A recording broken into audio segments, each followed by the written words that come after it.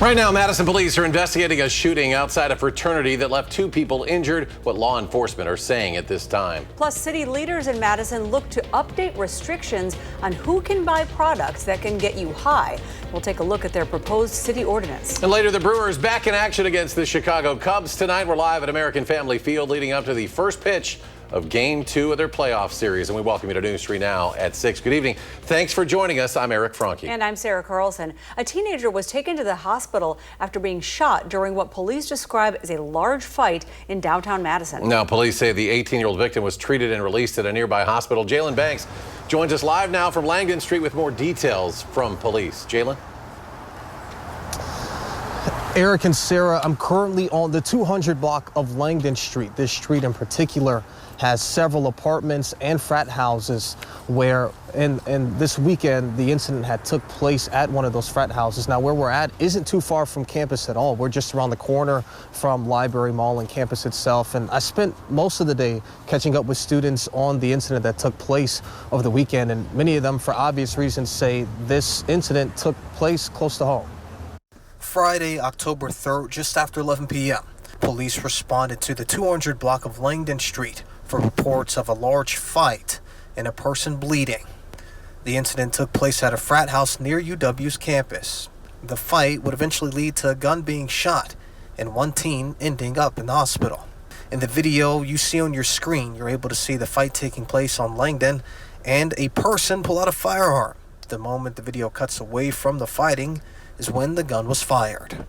Earlier, I spoke with MPD on where they're at with the investigation. We are working with UW to reach out to the students as well as also to keep the area safe, obviously. Our violent crimes unit is investigating this, and they're going to be following up with both the witnesses and the victims in this. And they're also sorting through a lot of video and photos that have been produced since then as well. I spent much of the day on and around campus talking to students about the incident, and many are just in disbelief this happened so close to campus. You obviously hear about it through social media and people texting and sending videos, and like he said, she said, it's scary. There's obviously a lot of gun violence happening, and it's weird to have it on campus, or if it's not technically on campus, like 5 minutes from wherever you're living. For one student, the fight and the shot was too close for comfort. I actually live right down Langdon off of Lake Lawn, so where the incident took place was just down the road. So I was definitely really surprised to see it happen. I was a little bit worried that something like that could happen so close to where we live. Now, MPD says that one person is in the custody at the moment and that they will also be increasing police presence here on the 200 block of Langdon Street. We'll continue to keep you updated both on air and online as we gather more information. But for now, I'm going to send it back to you guys in studio. Reporting live on Langdon Street, Jalen Banks, News 3 Now. Jalen, thank you. Police encourage anyone with any information to please call the Madison Area Crime Stoppers. You can reach them at the number on your screen. Well, we are learning new details about 2 people who were injured in a crash near Janesville this morning that shut down portions of U.S. Highway 14 and Wisconsin 11. Deputies say it was about 6:45 this morning. A car westbound on Highway 11 crossed the center line, entered the oncoming lane, and hit an oncoming SUV. The 22-year-old in the car was pulled from that vehicle. Both drivers taken to nearby hospitals. The Rock County Sheriff's Office says their injuries are severe but not life-threatening. Right now, investigators are trying to figure out what started a large house fire in the town of Westport. Dane County Communications says fire crews responded to this home on Tuscany Lane just off of Woodland Drive shortly after 6 o'clock last night. Some of those on site included the Cross Plains, Sun Prairie, and Wanakee fire departments. Luckily, nobody was injured. Nearly 400 animals have been surrendered to law enforcement in Juneau County in what the sheriff there is calling a significant case of animal neglect. Deputies were called to a home in Plymouth Township Friday after reports of animals on the loose. After getting to that property, deputies arrested 2 people on animal neglect charges, and in total, 393 animals they were found on the property voluntarily turned over to those authorities. That includes 126 rabbits, 35 goats, 5 horses, 135 chickens, 10 puppies, and 81 dogs.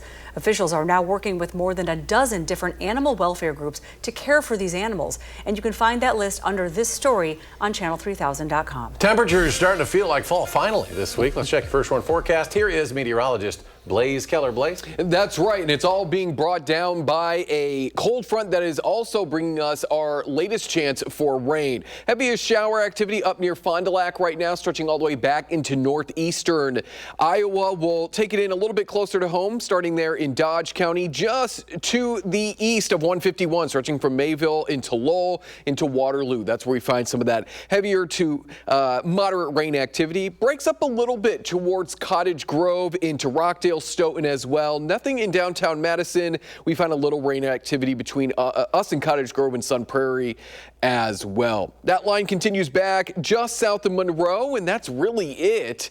We're going to continue to see these hit or miss showers throughout the rest of the evening with that high pressure system moving on in as we go overnight. That's going to kick out any remaining moisture by the early morning hours on Tuesday, leaving us with more sunshine and cooler temperatures for the rest of the day. Now, even though this rain is light, it is coming at a good time because we're trending drier than average over the last 7 days compared to the rain that we would normally see. So while again it is light, it is still rain nonetheless. And up to our north, that's where the cooler air is prompting a round of winter alerts, freeze warnings, freeze watches, as well as frost advisories. We'll take a look at when southern Wisconsin could wake up to some patchy frost here coming up in just a few minutes. All right, Blaze, thank you. Right now in Madison, there is no age limit on products that can get you high, but a city ordinance could change that. Yeah, Ellie LaLiberte joins us now. And Ellie, how would this work? Well, Eric and Sarah, just like tobacco or alcohol, this would ensure that a customer must be 21 years old to buy hemp-based THC products. Now, marijuana is illegal in Wisconsin, but hemp is a part of the same plant family, and some of the products made from it can have psychoactive effects. Madison Alder and Council President Regina Vitavere is proposing this ordinance at tomorrow's Common Council meeting. It updates the age restriction and requires businesses selling these products to be at least a quarter mile from, quote, youth-serving organizations. That includes things like schools, playgrounds, or even the YMCA. Now, these restrictions only impact sales, not possession. Although Vitavere says it's a step in the right direction, there's also more she's looking to do. We're starting with age-restricted sales. Our goal, assuming that we can pass that, is that we would then move to licensing and zoning. And ultimately, we'd like to have the ability for shops to test their products voluntarily. Now, the city is working with Dane County on this ordinance and hope to include additional municipalities. Now, the proposed ordinance will go to 2 committees before it heads back to the Common Council on November 25th. All right, thank you, Ellie. Tonight, the Milwaukee Brewers look to take a commanding lead against the Chicago Cubs in Game 2 of the National League Division Series. This after Saturday's Game 1 win, the Brewers need to win the next 2 of the next 4. That moves them on to the NL Championship Series. For more on tonight's game, let's head to Armand Rahman, who's live outside American Family Field, where fans have been getting ready for this big one for a few hours now. Armand? Eric, Sarah, you can't come to a Brewers tailgate without playing some bags. We're at one of the many bags set up here across the parking lot. Let's see if my dreams of being a relief pitcher are going to come true here. Okay. All right. We got on the board there. I'm with the crew over here from Platteville, all the way from Platteville here. They were not Belmont, even more. They were not prepared for the 8 o'clock game tonight, but, you know, they're here nonetheless. Phil, you got a score prediction for me? Brewers 5, Cubs 2. Bro, all right, Brewers 5, Cubs 2. It is an important game, obviously, Game 2 if they win here tonight. Churio's going to be playing again. Aaron Ashby, relief pitcher, is going to be out there, so, you know, anything can happen, but you seem like confident. Yeah, we got Euchre Magic. There we go, Euchre Magic. He's got his Magic jersey on for that Magic here in Milwaukee tonight. That game is set to start here at 8 o'clock, and these guys are all ready to go. You going to give me a go Brewers? Go Brewers! Awesome. Not much else to say here now. Reporting live from the FM parking lot. I'm Armand Rahman, News 3 Now. Sending it back to you guys. All right, Armand. You can almost smell the cooking, the grilling going on there Exactly. at American Family Field. Armand, thank you. It's still ahead. The CDC signs off on its recommendation on getting the COVID-19 vaccine. Plus, what to expect from this year's RSV season and how experts say families can be protected.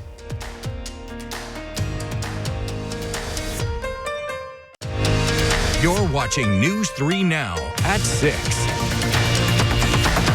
It is a common respiratory virus that can cause mild symptoms similar to a cold, but health experts say RSV can be dangerous, even deadly for those who are more vulnerable. Right now, case levels are low, but October is when the virus typically starts spreading. Symptoms may start mild with a runny nose and high fever, but it can travel to the lungs and cause babies and young children to be at risk for illnesses like pneumonia. RSV vaccine is available for protection, and the CDC says it can be given during weeks 32 and 36 of pregnancy, or an infant RSV antibody can be given to the baby after birth. We saw from the 2024-2025 data that by giving protection to these babies, we were able to reduce hospitalization by 50%. While the RSV vaccine is not currently an annual vaccine, the CDC also recommends a single dose of it for all adults ages 75 and older. Also, those between the ages of 50 and 74 who are at increased risk for severe RSV. And you can now make an appointment for a COVID vaccine at UW Health. All you have to do to get an appointment is call one of their clinics directly. You can also schedule an appointment through your MyChart account. Those who already have a flu vaccine scheduled with UW Health can also ask if they can get their COVID shot during that appointment. Now, UW Health recommends everyone over the age of 6 months get that COVID vaccine. Meanwhile, the CDC is now recommending that patients must consult a healthcare provider to get a COVID vaccine. This and other recommendations were made by a new panel of vaccine advisors chosen by Health and Human Services Secretary Robert F. Kennedy Jr. The advisors voted unanimously last month that people who want a COVID vaccine should consult with a healthcare provider. It's a process called shared clinical decision making. However, they narrowly voted down a recommendation that a prescription should be required. With the CDC's okay, the recommendations are now final and U.S. vaccine schedules will be updated. Well, still ahead tonight, we take a look at the final tally from the Coats for Kids campaign. Plus, Christmas may still be months away, but retailers are already pushing holiday sales to customers. What kinds of discounts you can expect and how you can get the best deals. And how much will today's rain impact temperatures for the rest of the week? Blaze returns his complete forecast when we come back.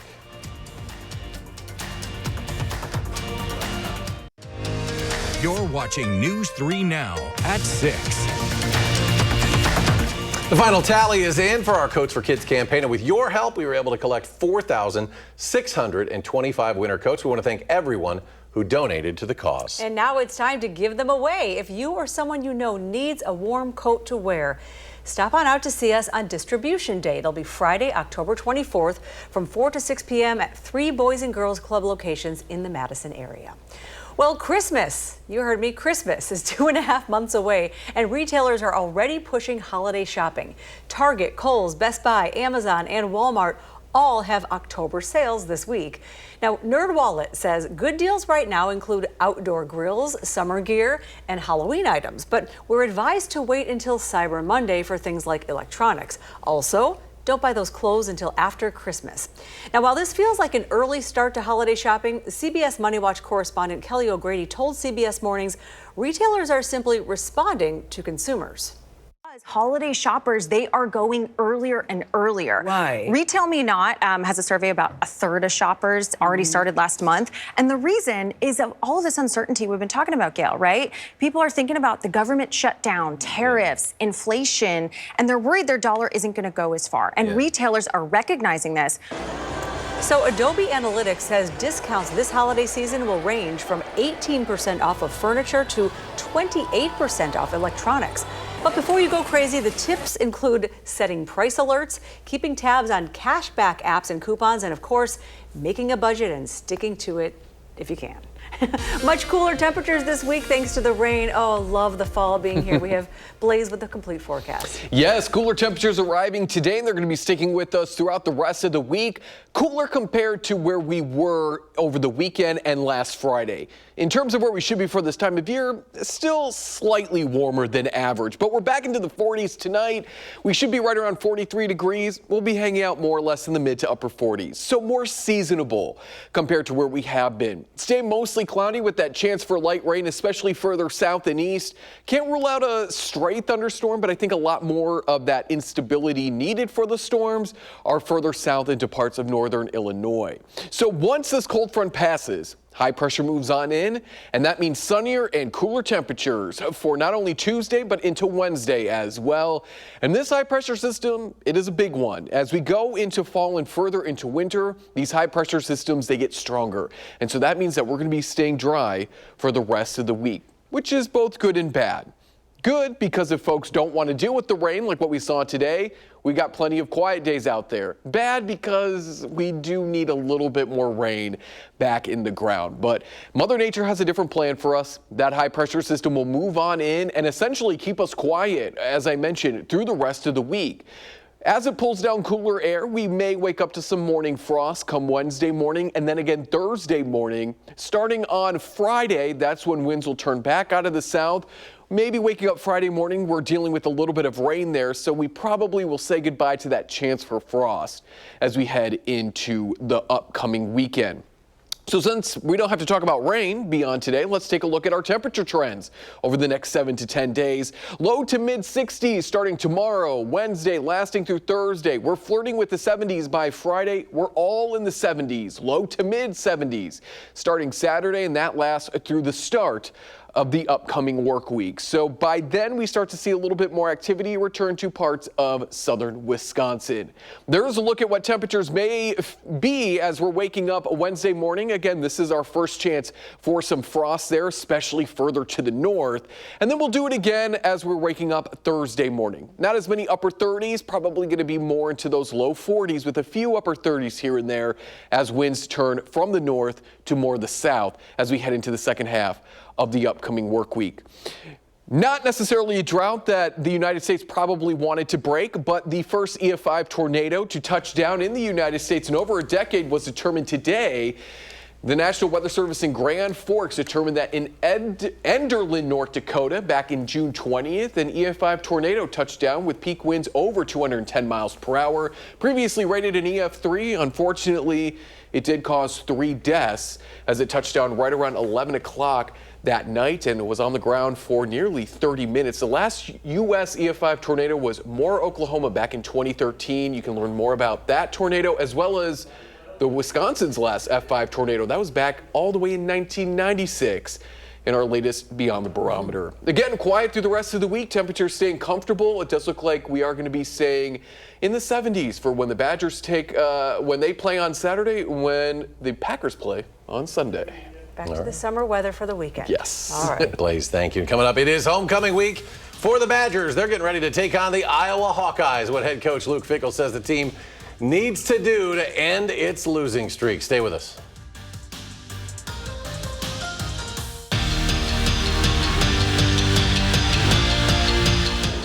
Welcome into Jay's Bar here in Madison, where we are getting ready for yet another week of the Wisconsin Huddle. It's not too late to come down here to Jay's Bar in Madison and join us. As always, we start our live taping at 7 p.m.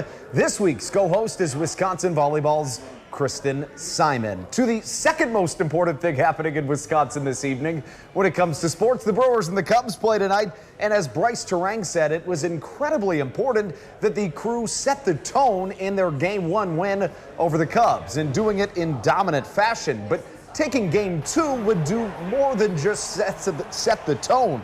If they can take a 2-0 lead in the NLDS, a best-of-5 series, it would all but secure their first playoff series win since 2018. But after Game 1, the team's stars told us they're just taking things one game at a time.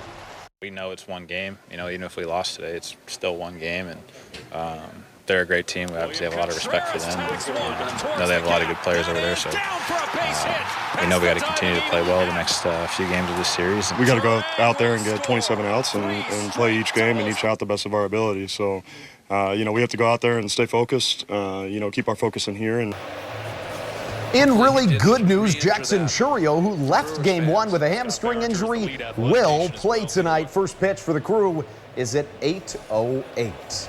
It feels like if Wisconsin football could get just one win in the month of October, it would be a miracle. They lost to Michigan this past Saturday in Ann Arbor, and that month continues this weekend, hosting Iowa A game that has the Heartland Trophy on the line and might be their best chance at a W, but still feels like a long shot. Next weekend, they'll host top-ranked Ohio State in a game that will air right here on News 3 Now before closing the month with a trip to third-ranked Oregon. The Packers are back this weekend, coming off their bye to host the Bengals at 3:25 on Sunday, a game that you can watch right here on News 3 Now. Some great news out of Green Bay today. Christian Watson returned to practice after tearing his ACL back in January. Staying on the football field, former Sun Prairie East standout Jerry Kaminsky is thriving in his first season as a collegiate starter. He was named the Missouri Valley Conference's Offensive Player of the Week today.